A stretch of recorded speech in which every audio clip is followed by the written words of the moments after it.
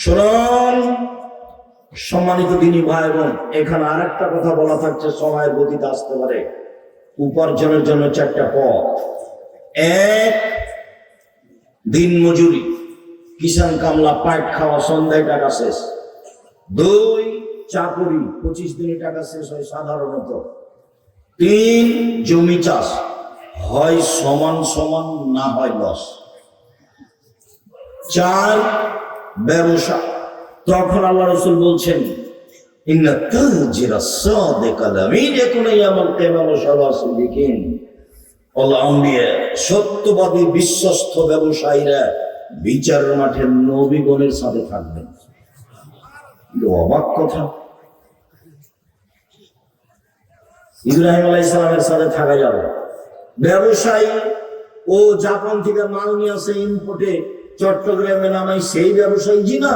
যে বাদাম বিক্রি করে সেও ব্যবসায়ী, যে চকলেট কলা বিক্রি করে সেও ব্যবসায়ী।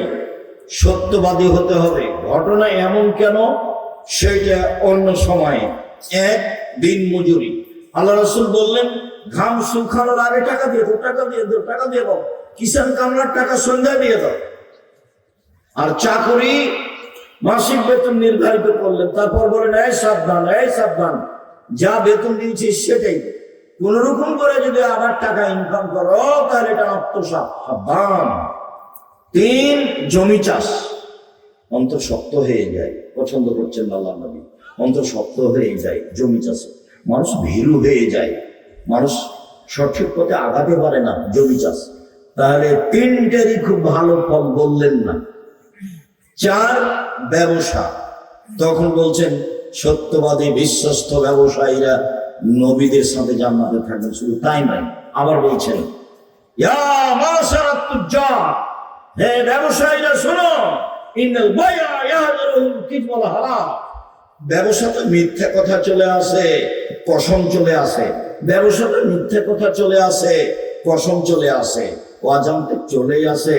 ফাসুহু বিসাদকা, দান করে মিটিয়ে দাও। ব্যবসার সময় এভাবে বললেন, শুধুমাত্র ব্যবসা করে আপনি জাতির উপকার করতে পারেন, অসহায় মানুষের পাশে দাঁড়াতে পারেন। দান এমন একটা জিনিস যা হলো দলিল। বিচারের মাঠে আমি দাঁড়াবো, আমি জান্নাত পাবো। আল্লাহ বলবেন, কেন? আমি বলবো, আমার কাছে দলিল আছে, এই জমি আমার, এই যে দলিল, এবারে আমার, এই যে দলিল, জান্নাত আমি পাবো। কেন? এই যে আমার কাছে দলিল আছে। দান দিয়ে আল্লাহকে সন্তুষ্ট করা যায়, দান দিয়ে মানুষের পাপ মিটে যায়, যেভাবে পানি দিয়ে আগুন নিভিয়ে যায়। ওটা ব্যতিক্রম ইবাদত।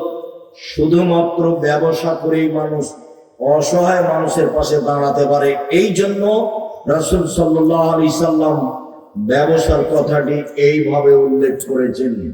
বাকি পদ্ধতিতে মানুষ অসহায় মানুষের পাশে তেমন দাঁড়াতে পারে না। বলছিলাম, শিরক।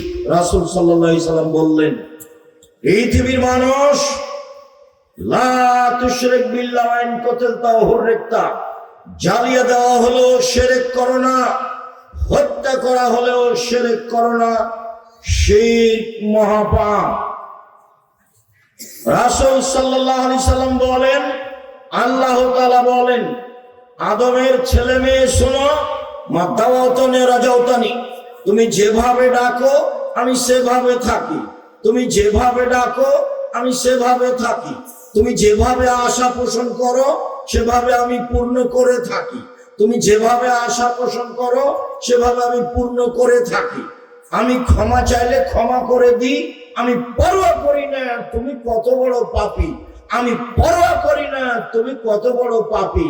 আদমের ছেলে মেয়ে শোনো, তোমাদের পাপ বেশি হতে হতে যদি আকাশে লেগে যায়, পাপ আর পাপ, আকাশ জমিন ভর্তি আছে, এরপরে যদি আমাকে বলো, যেভাবে বলো আমি সেভাবে থাকি, যেভাবে আশা পোষণ করো সেভাবে পূর্ণ করে থাকি, ক্ষমা চাইলে ক্ষমা করে দিই, পরোয়া করি না তুমি কত বড় পাপী, আমি পরোয়া করি না তুমি কত বড় পাপী। এই কথা আল্লাহ তাআলা আবার বিচারের মাঠে বলবেন। বিচারের মাঠে আমাদের সামনে আসবেন, এসে আল্লাহ বলবেন, আদমের ছেলে মেয়ে শোনো, বিচারের মাঠে তোমরা যেই পরিমাণ পাপ নিয়ে উপস্থিত হয়েছ সেই পরিমাণ আমি ক্ষমা নিয়ে উপস্থিত হয়েছি। তোমাদের যেই পরিমাণ পাপ আমার সেই পরিমাণ ক্ষমা, তোমাদের যেই পরিমাণ পাপ আমার সেই পরিমাণ ক্ষমা, তোমাদের পাপ যত আমার ক্ষমা তত, তোমাদের পাপ যত আমার ক্ষমা তত, যদি শিরক না থাকে। এটা মনে করে